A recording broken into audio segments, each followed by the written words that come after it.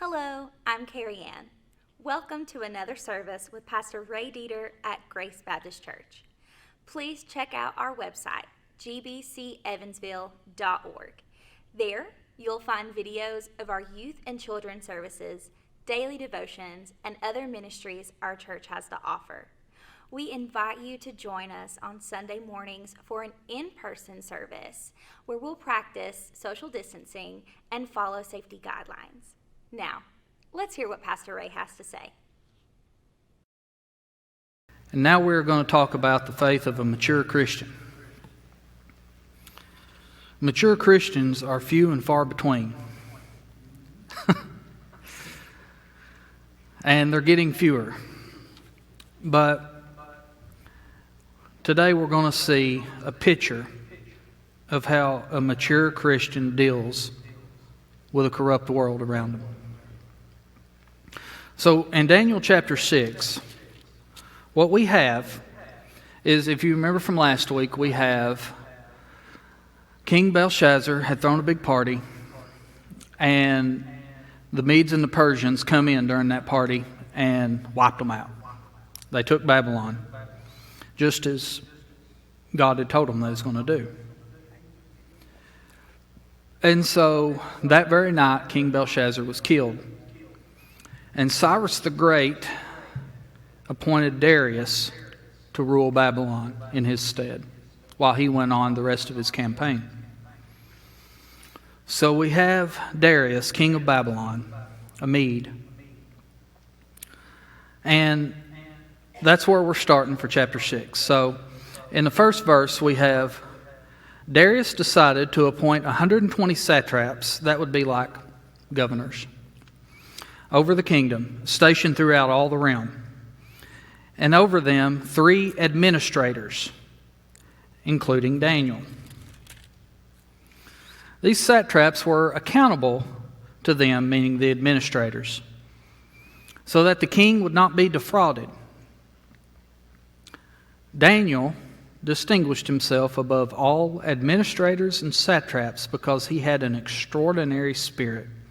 So the king had planned to set him over the whole realm. Meaning Daniel was again going to be third in command over the entire kingdom. Now, at this point, this shouldn't surprise anybody that Daniel had distinguished himself above everyone. Daniel was a strong Christian and a mature Christian. At this point, he was around 92 years old. Give or take 5 years, But Daniel was old. I don't think any of us would disagree with 92 being old. My grandmother, I was telling somebody this morning that my grandmother's 91, and she does not disagree that is old. So he is not only mature in age, but in his spirituality.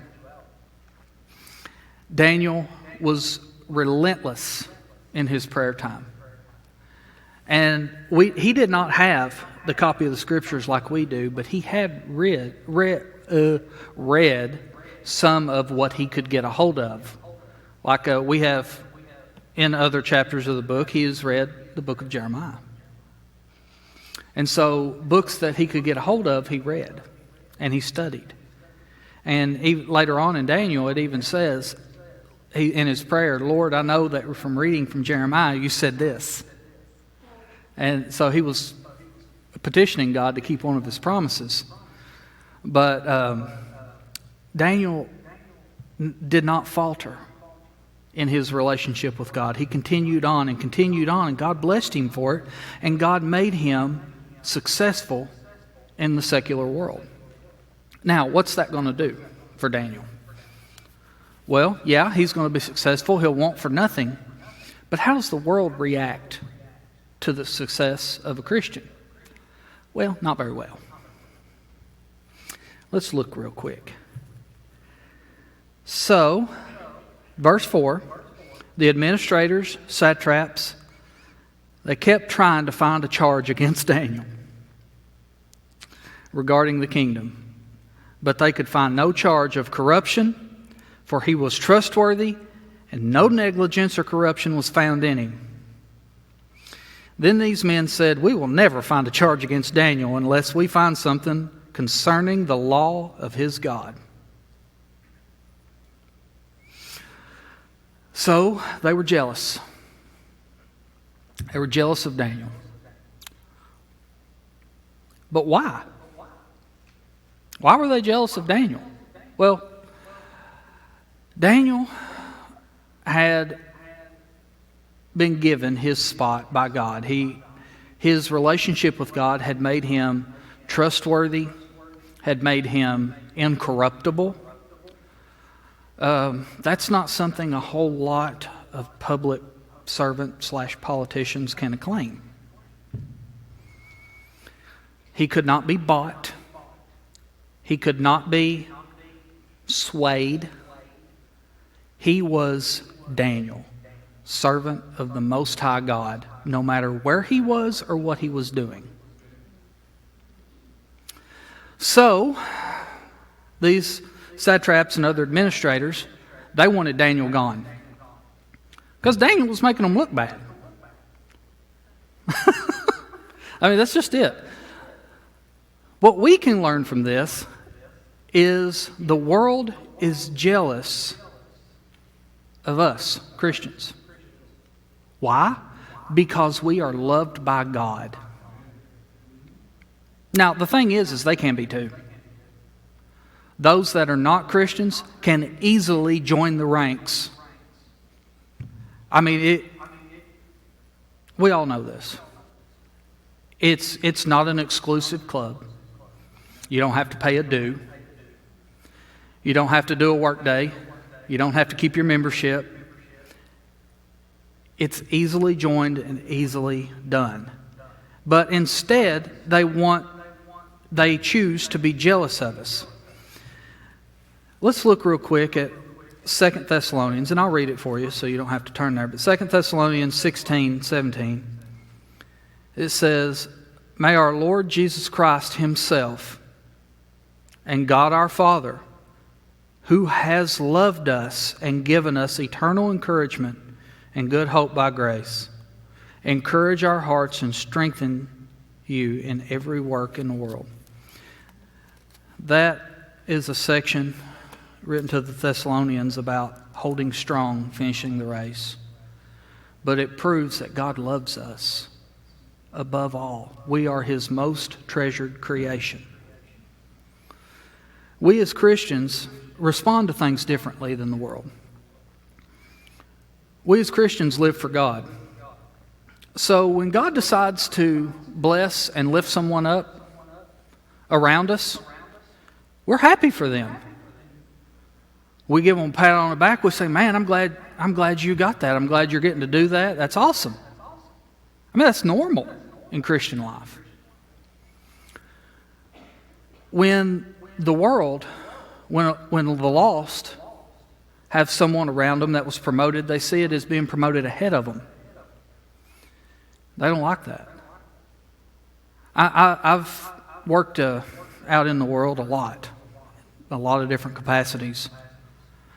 And I've seen it and even felt those emotions when someone was promoted over me before I was a Christian, when I was lost.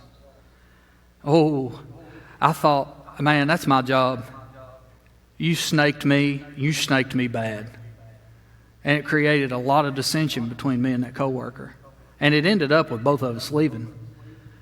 But, so I personally know what the jealousy looks like and feels like. And I know a lot of us do. But that's not the way of the Christian life. The way of Christian life is to be happy for them when God blesses someone, to uplift them yourself, to pray for them that they will use that position to further the kingdom. See, these administrators and satraps should have been praying for Daniel, saying, "He's going to be our boss. We couldn't have a better boss. I mean, Daniel's the most godly man I know. How could we have a better boss than that?" They should be thanking God for that opportunity to serve under someone that's not going to ask them to kill someone or is not going to ask them to snake somebody or to steal money from the king or to risk their life doing something illegal, which was prevalent in Babylon. But instead, they were jealous and they wanted that position for themselves. Galatians 5, and I forgot to mark that, so give me a second, I'll find it. But Galatians 5 talks about the characteristics of a sinful world. I'm going to read in verse 19.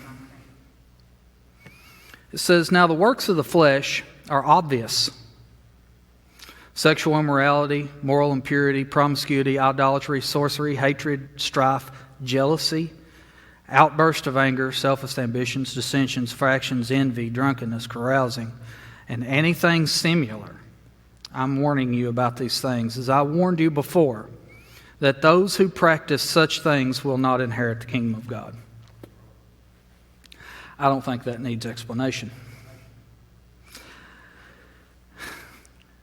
So, how are we, or how will we, as mature Christians, deal with this? Well, let's go back to Daniel. Verse 10. Well, actually, I skipped ahead a little bit. I need to back up just a minute. Verse 6. "So the administrators and satraps went together to the king and said, 'May King Darius live forever.' All the administrators of the kingdom, the prefects, the satraps, the advisors, and governors, had agreed that the king should establish an ordinance and enforce an edict for 30 days. Anyone who petitions any god or man except you, the king, will be thrown into the lion's den.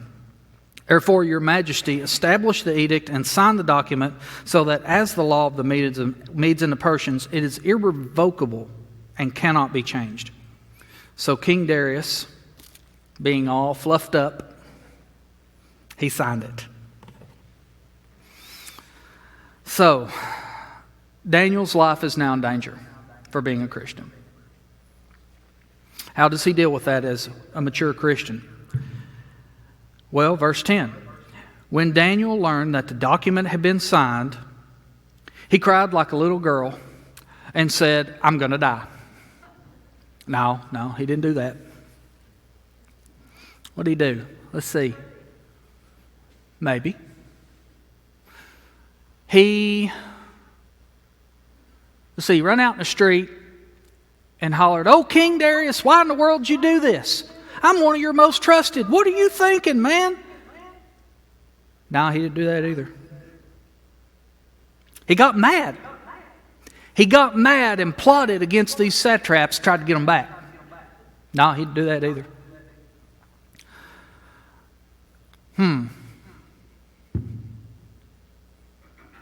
He went and sulked in his room.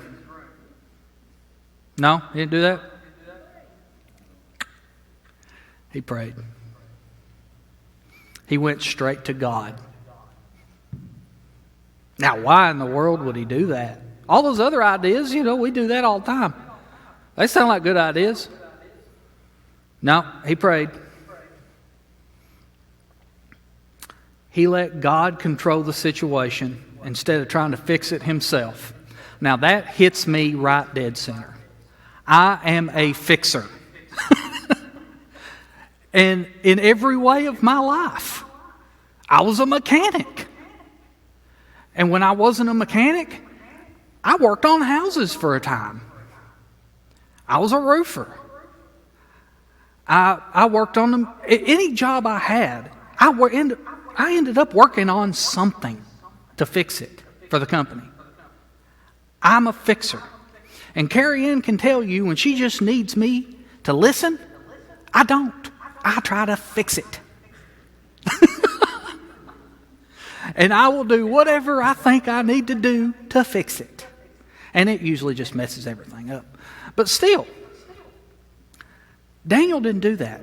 Daniel let God control it instead of him trying to control it, trying to get these guys back, or going to the king and saying, "Look, man, you've sentenced me to death. I'm going to die because you were all fluffed up for a minute." No, he didn't. He petitioned God. So, Verse 10. When Daniel learned that the document had been signed, he went into his house. The windows in its upstairs room opened toward Jerusalem, and 3 times a day he got down on his knees and he gave thanks to his God, just as he had done before. Daniel changed nothing about what he did. And just a side note for you guys, this one's free. The typical position of prayer for a Hebrew is like this: standing upright, hands and face lifted up toward heaven. Daniel was on his knees. The position of prayer in Jewish life means something. Everything means something in Jewish life. Their numbers mean something. Their names mean something. The position they got in to pray meant something. Daniel was praying over his home city that was lying in ruins. He was lamenting and mourning over his people because they had turned from God and God had allowed them to reap the rewards of that. So, that one's on a side note. But Daniel prayed just like he always did.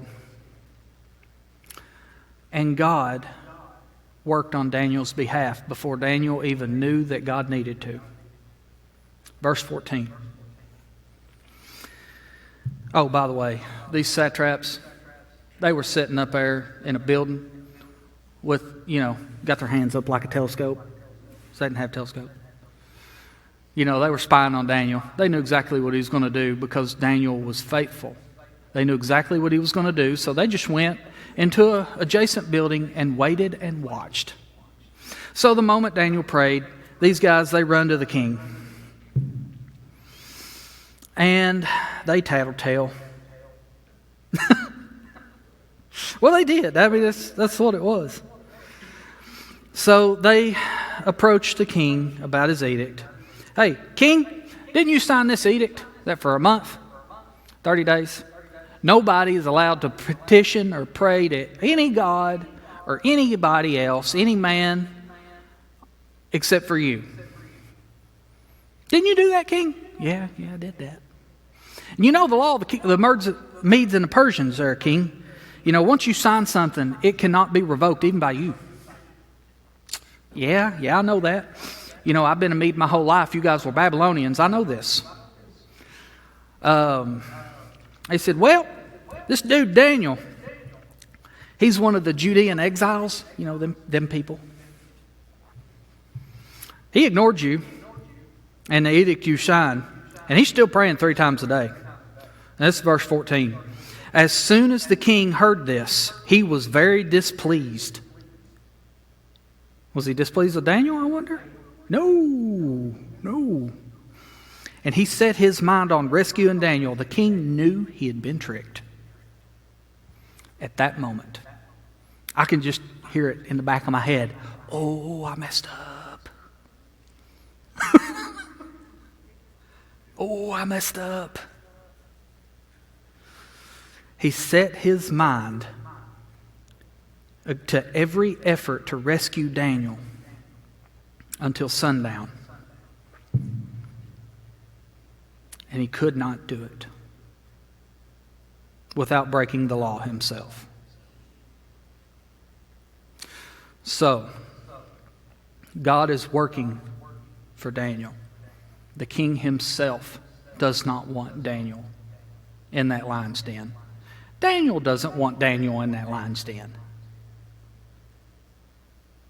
But God is working on Daniel's behalf, and Daniel allows God to control the situation. I'm going to repeat that a lot, because that is where we need to be. Daniel allows God to control the situation. Verse 19. No, I'm skipping. My brain is going 2 different directions here, guys. Give me 1 second. So, verse 15. These men went together to the king You know this can't be changed. So the king gave the order in verse 16. And they brought Daniel and they threw him in the lion's den. Now, a lot of you are going to remember these paintings of Daniel in the lion's den that used to hang in your mama's house. And for some reason, mamas were the only ones that had them. But it's a real dark painting. And it's about like this. I mean, it ain't no little thing. And it's got Daniel down there in the bottom, and the hole is way up there. You know? And these lions are all laying around him. Well, here's what I'm thinking. I see that hole way up there. And now that I know that Daniel was 90-something, I'm 37, and I don't think I'd survive that fall. Just saying. Well, I'll be 37. And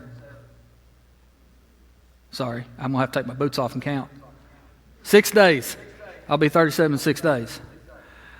But I don't think I can survive that fall because that hole was way up there in that painting. And he's 90-something. I mean, that's a long fall. You'd expect him to break a hip or something.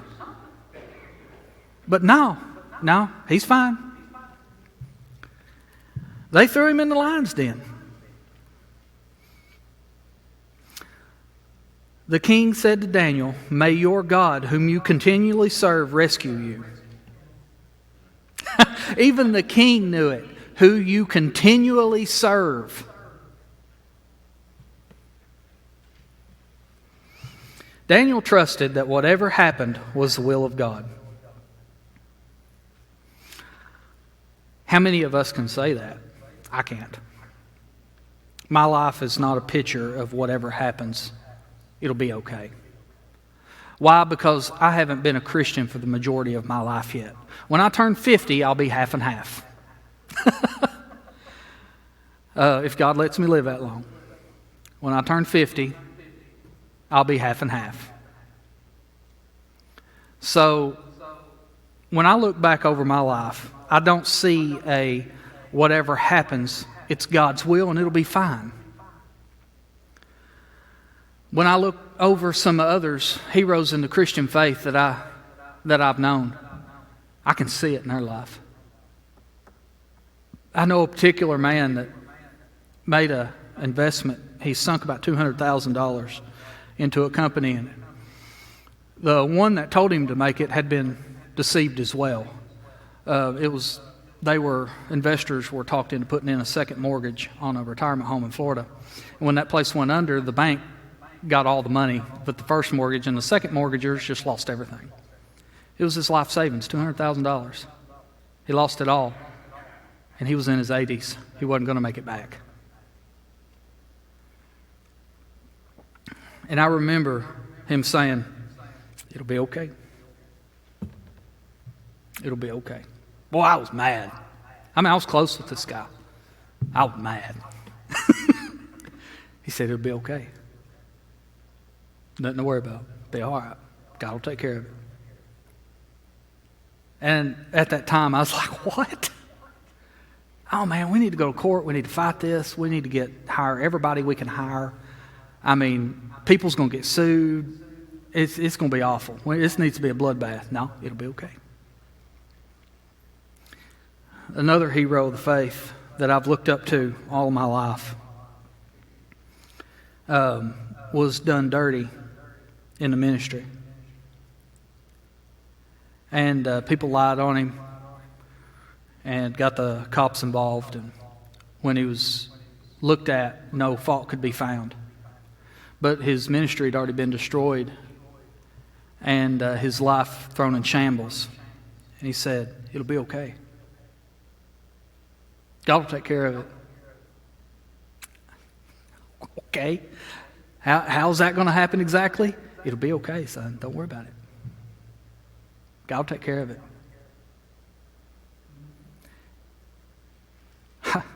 All right. So we see Daniel. These guys have lied on him. They couldn't find any fault on the law, so they had to make a law to find fault. And it was a law against God himself. But, pagan countries do that. But they made a law just to trap Daniel. It was not for anybody else. It was for Daniel. Targeted. And they got him. And I can hear Daniel say, it'll be all right. God will take care of it.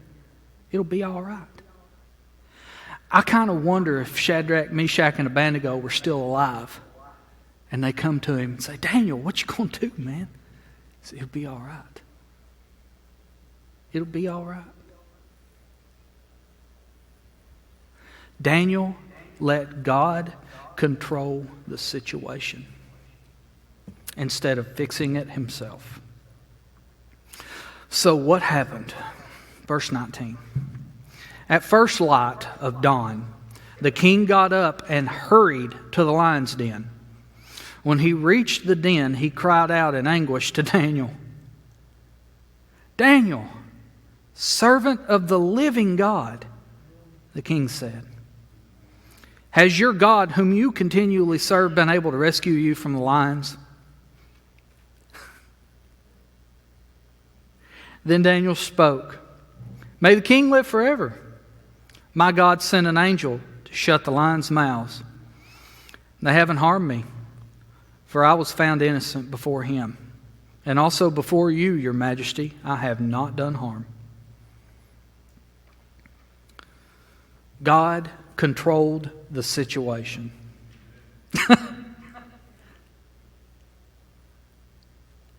The king was overjoyed, gave orders to take Daniel out of the lion's den. When Daniel was brought up, he was found to be unharmed, for he trusted in his God. Now, this is where the story takes a turn. This is where, I guess the only way to say this is God saved the innocent and punished the wicked. I pondered over that statement before I typed it, but I couldn't figure out another way to say it. Verse 24. Then the king gave the command that those who had maliciously accused Daniel were brought and thrown into the lion's den, they, their children, and their wives. And they did not reach the bottom of the den before the lions overpowered them and crushed all their bones. So they didn't have to worry about the fall hurting. Then God receives the glory. King Darius wrote to those, every people, nation, and language who lived on the whole earth. May your prosperity abound. I issued a decree that in all my royal dominion, people must tremble before the fear of the God of Daniel. For he is the living God, and he endures forever. His kingdom will not be destroyed. His dominion has no end. He rescues and delivers. He performs signs and wonders in the heavens and on earth. For he has rescued Daniel from the power of the lion's den. And I will tell you that reads just like Psalms. How many times have we read in the book of Psalms, his kingdom endures forever. He has no end. Do you think Darius the Mede read the book of Psalms? Because I don't.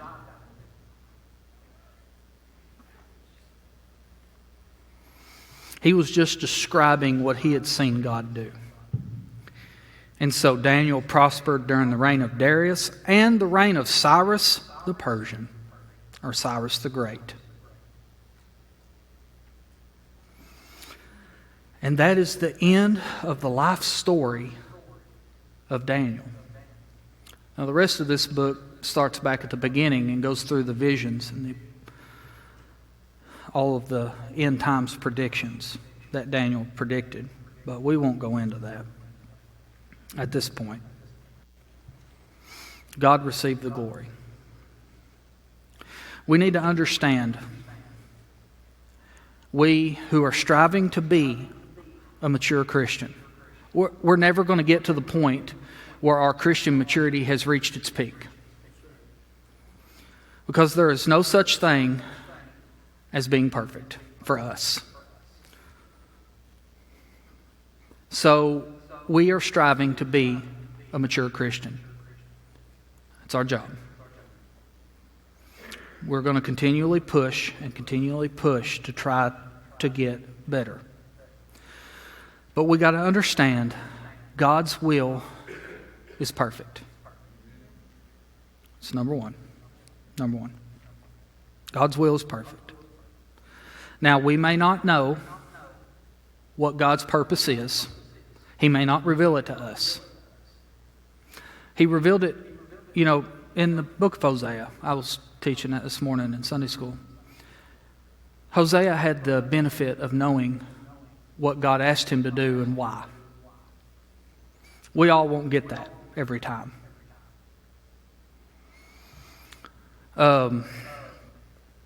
We have several examples in the Bible that they were told to do something and didn't necessarily know why, but they did it anyway.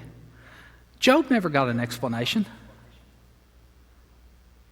And his family was killed. His servants were killed. Everything was taken from Job, except his wife. That's another topic.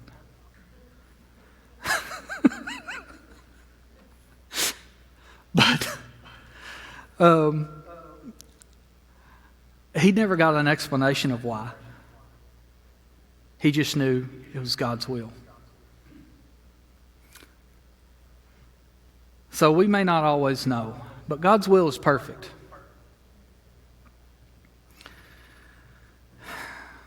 Whatever happens, let God control the situation. Whatever happens, let God control the situation instead of us control the situation. Because when us control the situation, us mess up the situation. I'm an example of that.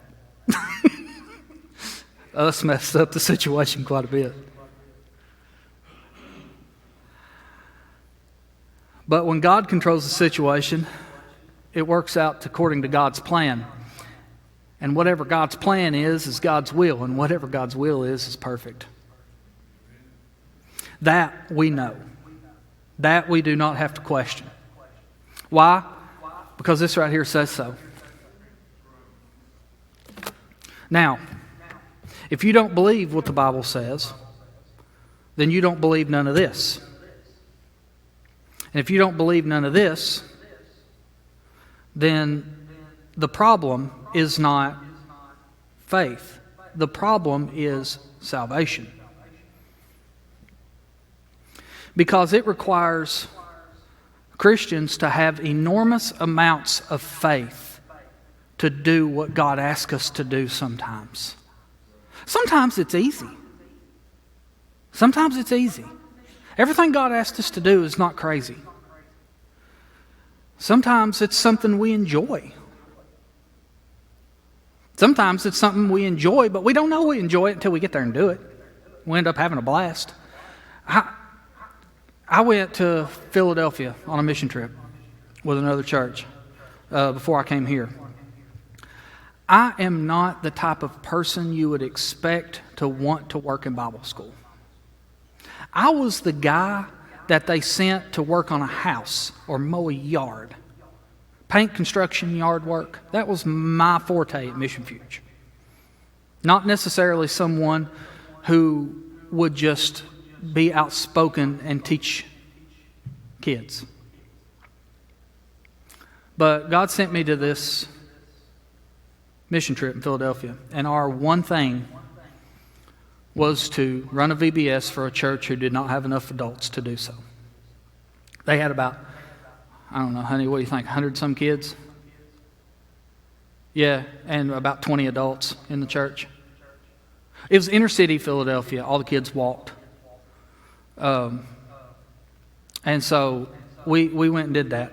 Now, I didn't necessarily do what God wanted me to do. Most of the time, me and another guy were off working on a mission house, doing some demolition and preparing things because they were going to have an apartment for missionaries that were traveling through that needed to stay. Philadelphia had given them the opportunity to buy row houses for $1 because they were all condemned, and they knew the church would fix them up And so the city would sell them these buildings for $1, and the church would go in and fix it up and make it into something. And so they were working on a mission house.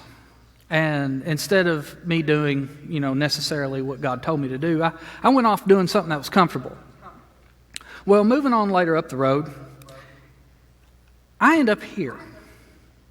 And again, I'm not somebody necessarily that you would think about teaching kids. I had worked with the college age, not the kids. And so here, one of my duties was children, youth, and so on. And I didn't know I enjoyed that until I got to do it. Brother Gary's smiling at me. He knows. He's taught the kids for years. I didn't know I enjoyed that until I did it. I taught youth in college, but I didn't know about the little kids. I was like, man, I'm just not cut out for that. My wife, she does that. She taught little kids. She knows about buttoning the buttons and tying shoes and wiping noses. And like, man, that's just not me. But it was God's will. And God works it out. And on top of that, He changes the way we see things to fit what we need them to fit. I was never a technologically advanced individual. No. I didn't work on computers. I used them when I need them and discarded them. I didn't do any of that, ever. I barely set up my own internet at the house. And God changed my gifts to fit what Grace Baptist Church needed at that time.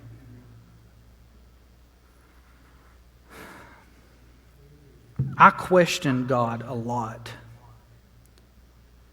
Like, God, there is 5, 6, 7 churches here right around my house that need ministers.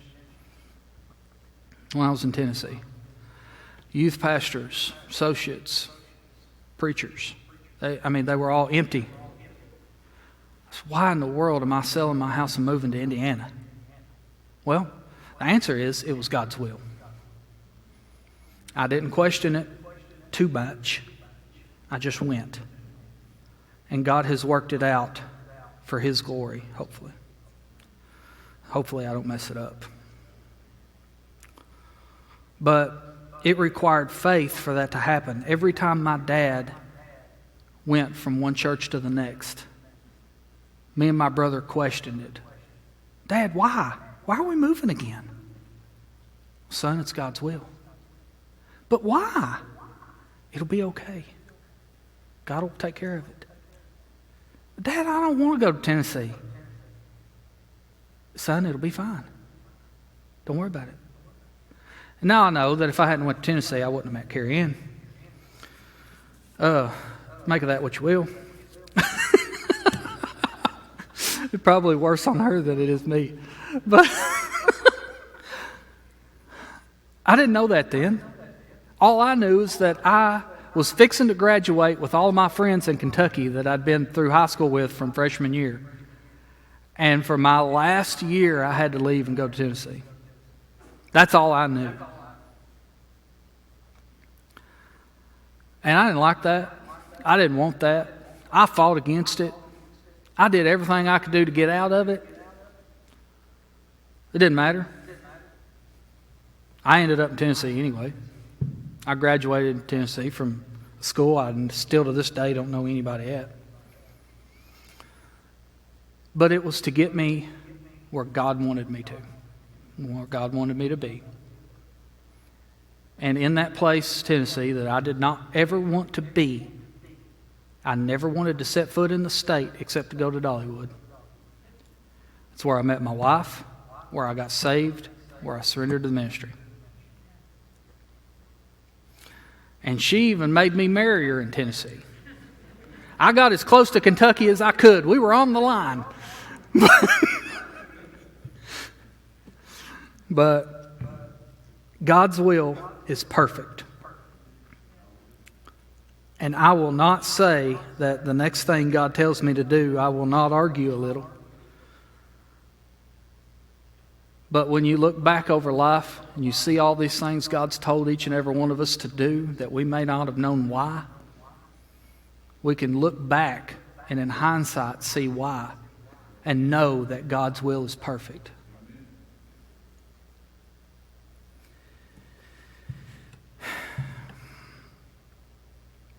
The Bible tells us to pray for faith. If any of us lacks anything, ask God for it, because He gives to all unbegrudgingly.